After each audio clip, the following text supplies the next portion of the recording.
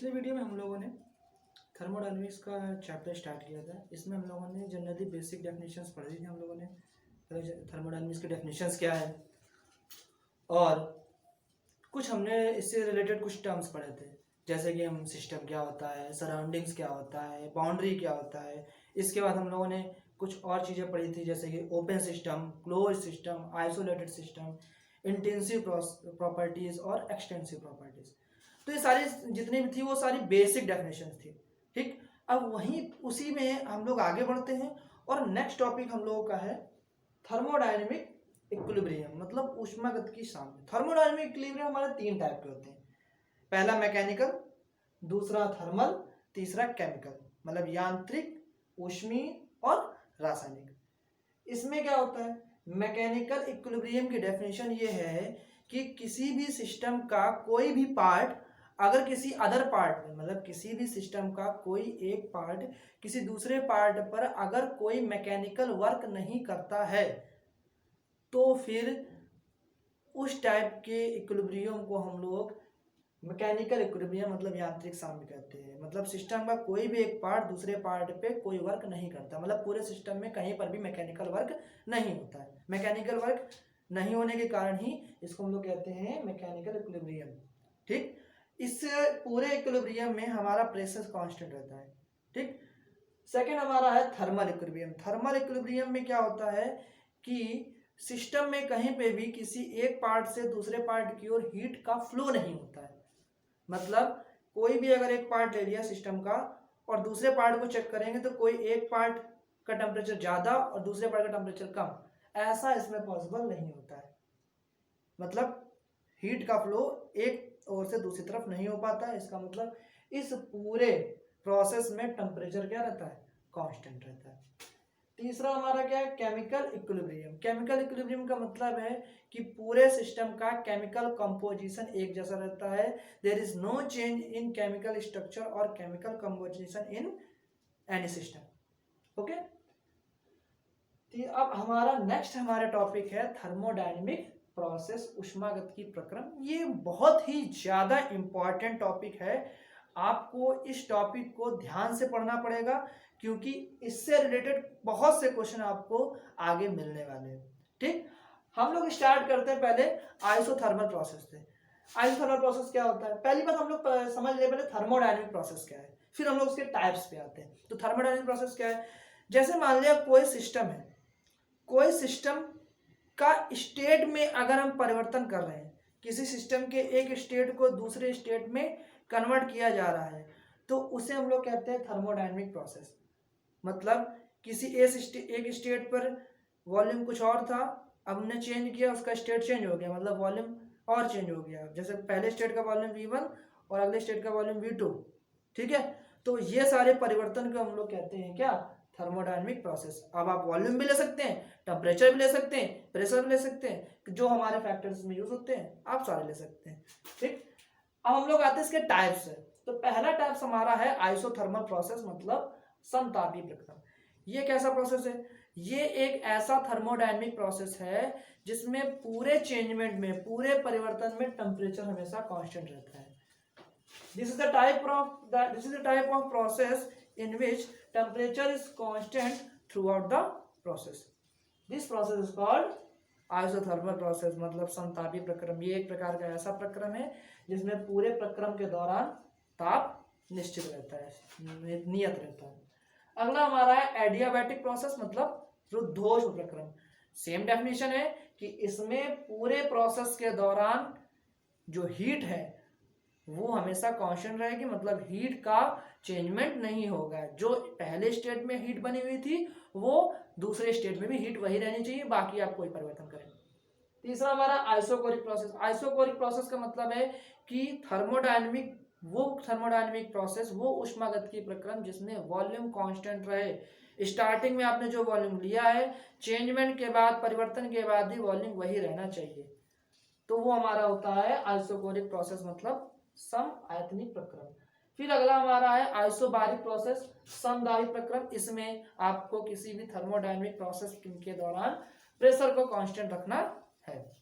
Next topic हमारा है cyclic process. चक्रीय प्रक्रम, साइक्लिक प्रोसेस में क्या होता है कि हमारे पूरे प्रक्रम के दौरान इंटरनल एनर्जी और टेम्परेचर क्या रहता है, कांस्टेंट बना रहता है। There is no change in internal energy and temperature during this process. अब हम लोग थोड़ा ग्राफ से समझते हैं। देखिए ये हमारा प्रेशर की एक्सिस है, ये हमारे वॉल्यूम की एक्सिस है। अगर आपका ग्राफ यहां से हम लोग स्टार्ट करेंगे, अगर आपका ग्राफ ऐसे जा रहा है, ऐसे जा रहा है, तो मतलब ये है कि प्रेशर कांस्टेंट है। अगर प्रेशर कांस्टेंट है तो कौन सा प्रोसेस हो गया, आइसोबारिक प्रोसेस हो गया। अगर आपका ग्राफ यूं जा रहा है, यूं जाने का मतलब है कि वॉल्यूम कांस्टेंट है, प्रेशर में चेंजमेंट हो रहा है लेकिन वॉल्यूम कांस्टेंट बना हुआ है, तो फिर उस प्रोसेस को हम लोग कहते हैं आइसोकोरिक प्रोसेस, वॉल्यूम कांस्टेंट है। तीसरा हमारा है, तीसरे चौथे देखो दोनों हमारे में थोड़ा सा कर्व टाइप का ऐसा ग्राफ मिल रहा है। तो अब कैसे पहचाने कि कौन सा आइसोथर्मल और कौन सा आइडियाबैटिक, तो ध्यान ये रखना है कि आइसोथर्मल प्रोसेस ग्राफ P और V के बीच में ही बना होगा, तब आपको ध्यान रखना है। आइसोथर्मल प्रोसेस में जो कर्व का स्लोप होता है, ढाल, वो कम होती है, और आइडियाबैटिक प्रोसेस में कर्व का जो स्लोप होता है, ढाल जो होती है वो ज्यादा होती है। तो आपको पहचानने का तरीका ये है कि जिसकी ढाल ज्यादा, जिसका स्लोप ज्यादा, वो एडियाबैटिक मतलब रुद्धोष्म, और जिसका ढाल कम वो हमारा आइसोथर्मल मतलब समतापी। ये आपका बगल में बना एक और ग्राफ है। इसमें देखो हम लोगों ने यहाँ से शुरुआत किया, यहाँ से यूं गए, फिर वापस यहाँ दूसरी स्टेट में, मतलब एक स्टेट दूसरी स्टेट में गए, दूसरे स्टेट तीसरे स्टेट में गए, फिर तीसरे स्टेट फिर लौट के हम लोग आ गए वापस पहले स्टेट में।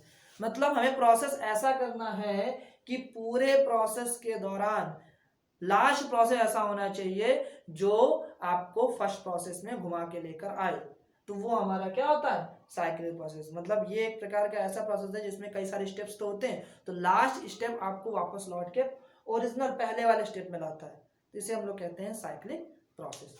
ठीक, अब हम लोग आते हैं नेक्स्ट रिवर्सिबल प्रोसेस और इरिवर्सिबल प्रोसेस, उत्क्रमणीय प्रक्रम और अनुत्क्रमणीय प्रक्रम। ये भी एक प्रकार के थर्मोडायनेमिक प्रोसेस होते हैं।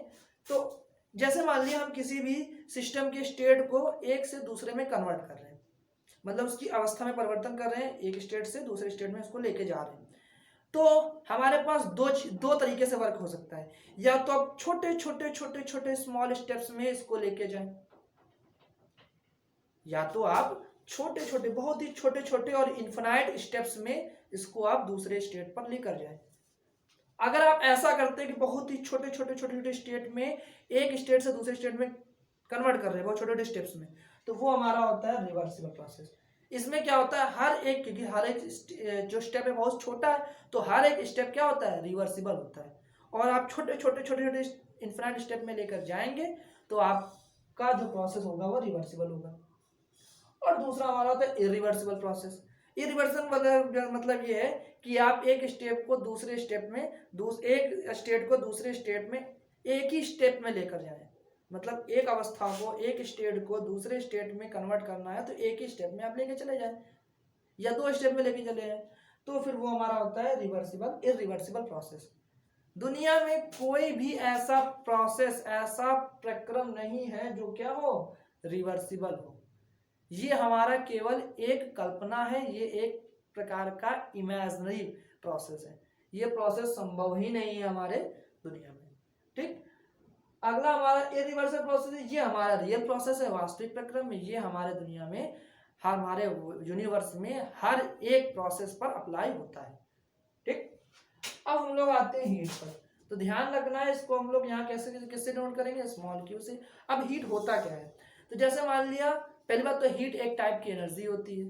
अब जैसे मान लिया कि कोई एक सिस्टम है और सिस्टम का सराउंडिंग से कोई टेम्परेचर डिफरेंस है, मतलब सिस्टम का टेम्परेचर ज्यादा, सराउंडिंग का कम, या फिर सराउंडिंग का टेम्परेचर ज्यादा, सिस्टम का कम, मतलब टेम्परेचर डिफरेंस अगर है, तो फिर अगर हम कभी अवस्था परिवर्तन, मतलब उसकी स्टेट में चेंज किया जाता है और हीट जो है वो हायर पॉइंट से लोअर पॉइंट की तरफ पास होती है, मतलब हाई टेम्परेचर से लो टेम्परेचर की तरफ पास होती है।